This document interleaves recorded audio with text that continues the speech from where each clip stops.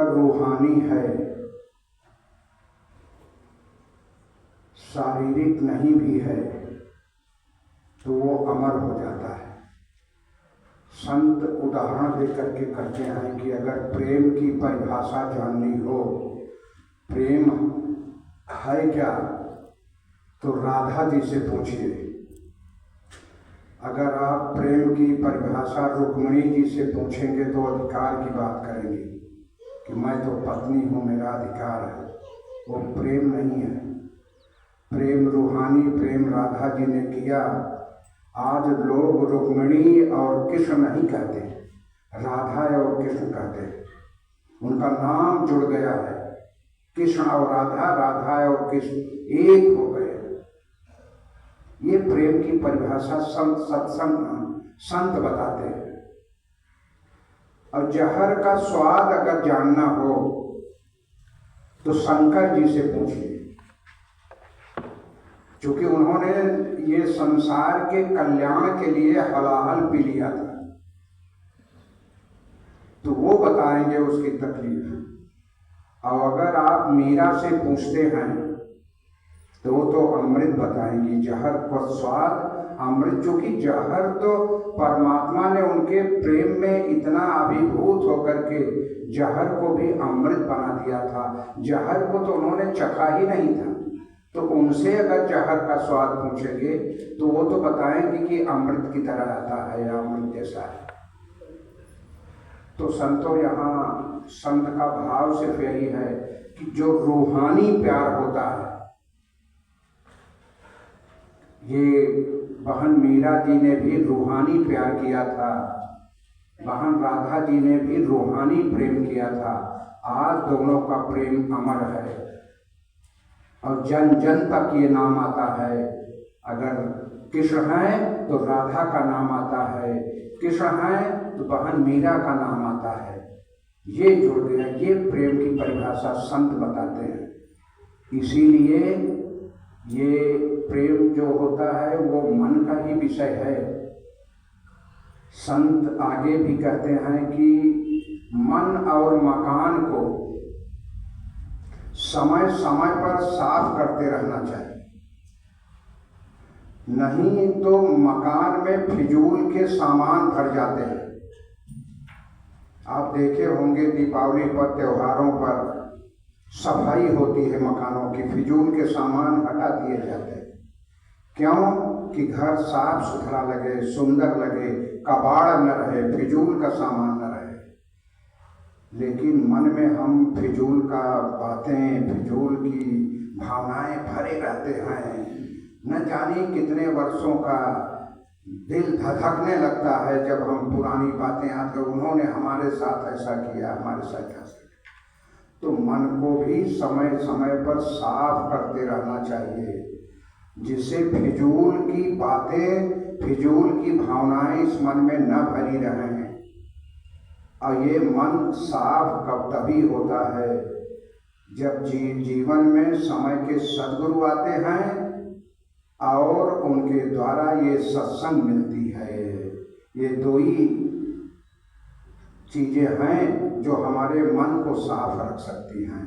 मन से हम हमेशा मन को रूहानी बातों में, रूहानी भाव में अगर हम विचरण करते रहते हैं तो मन में कोई कालिमा नहीं आने पाती, कालिमा नहीं आने पाती।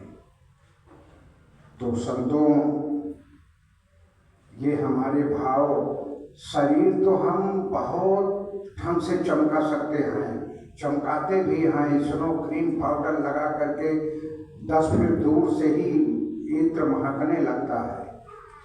मुबारक है, शरीर एक मंदिर है आत्मा का, इसको साफ सुथरा रखना है। ऐसा नहीं है कि ये व्यंग्यात्मक नहीं है, लेकिन जो उससे मंदिर की दीवारों से पवित्र, उसमें जो देवी का कुछ या देवता का जो रूप रखा जाता है वो ज़्यादा साफ सुथरा होता है, उस पर लोगों की श्रद्धा टिकी रहती है। तो ये आत्मा जो है, जब इसका ये मंदिर है तो हमें साफ सुथरा रखना पड़ेगा।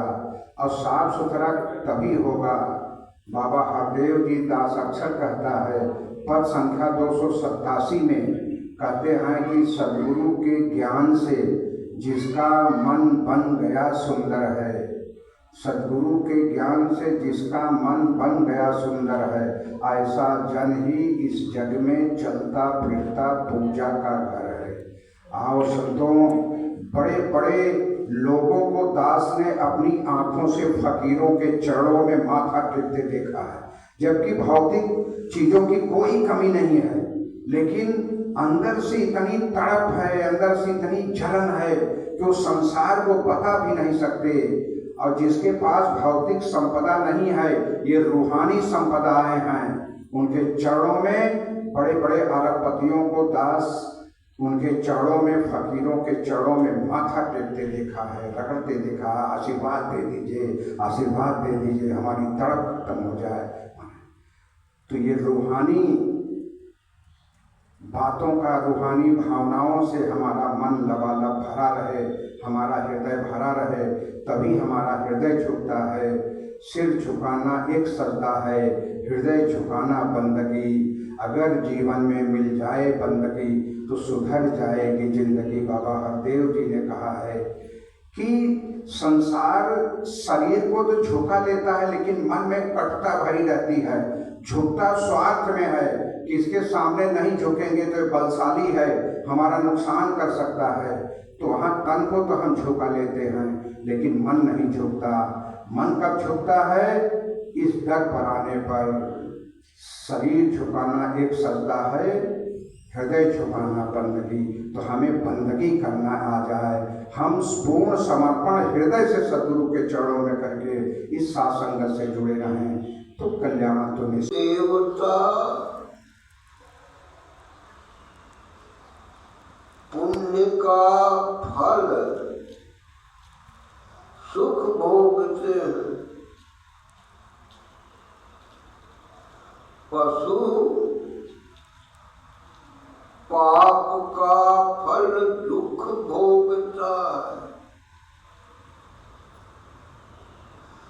पशु आत्मा को शरीर समझता है, शरीर ही मैं हूँ, इसीलिए पशु शरीर सुख में ही मगन रहता है। पशु का स्वभाव सुधरता नहीं है। पशु अपने स्वभाव को छोड़ नहीं सकता।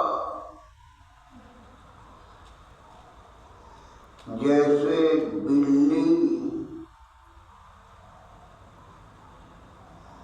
जन्म से लेकर मृत्यु तक चूहे का ही हिंसा करती है। बिल्ली ने चूहे का हिंसा करना छोड़ दिया है, ऐसा सुना ही नहीं गया है।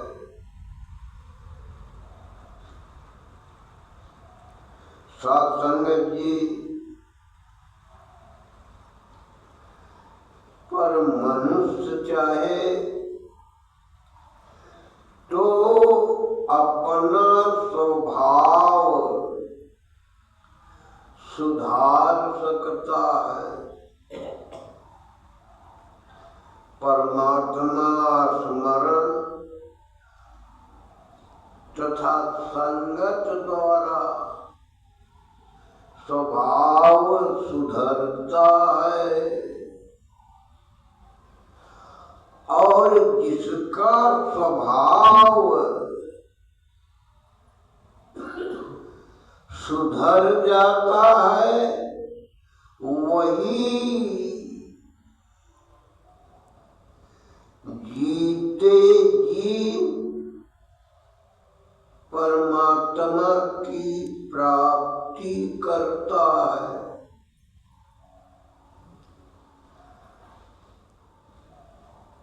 साध संगत जी, परमात्मा प्राप्ति के बाद ही दुखों का अंत और अंतहीन आनंद मिलता है। साध संगत जी, मनुष्य निश्चल भक्ति, निष्काम भाव से भगवान को पा सकता है।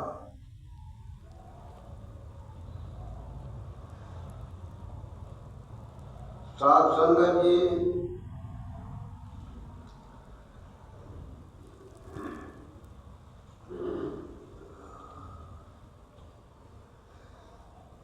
साध संगत जी,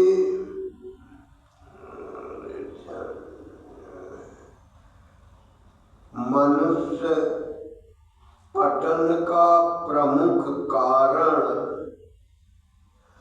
मनुष्य मन का भाव, मैं का भाव है। मैं का भाव वह अज्ञान है जो प्राणी को परमात्मा से अलग कर देता है। अगर मन में मैं का भाव है तो न मोक्ष मिल सकता है, न बंधनों से मुक्ति। मुक्त का मतलब है विकार रहित निर्मल हो जाना। अतः निश्चल रहो, निष्कपट रहो, तभी नारायण मिलेंगे। साध संगत जी, यदि मन में मैं का भाव है तो भटकते ही रहोगे, भगवान नहीं मिलेंगे।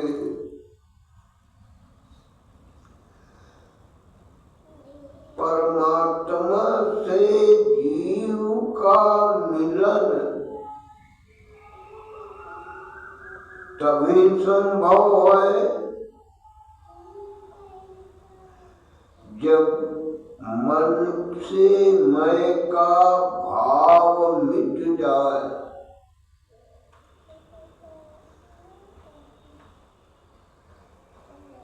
अगर मौत को जीतना है तो मन से मैं का भाव मिटाना ही होगा। भले ही आप योगी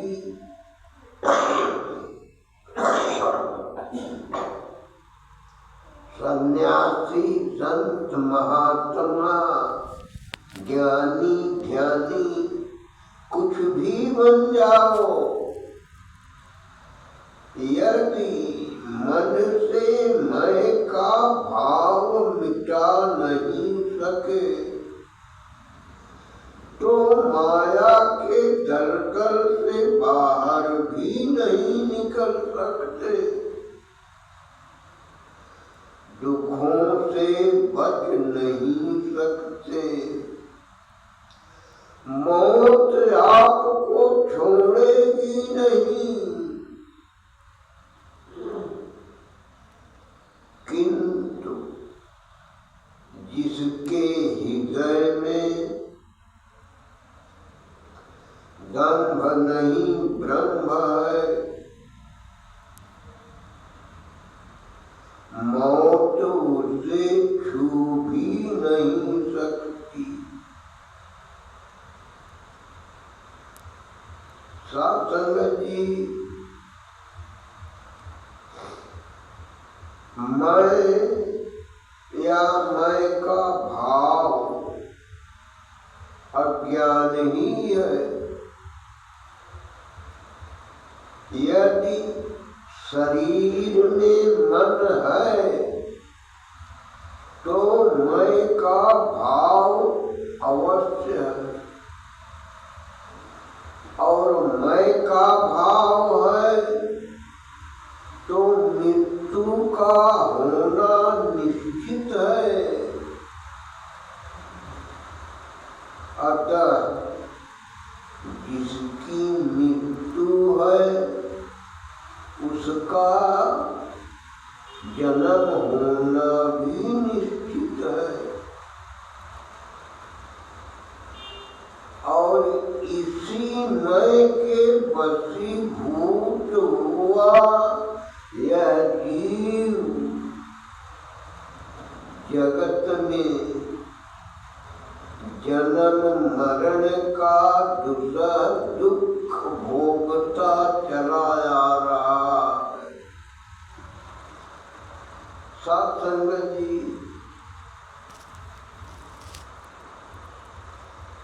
मैं और मेरा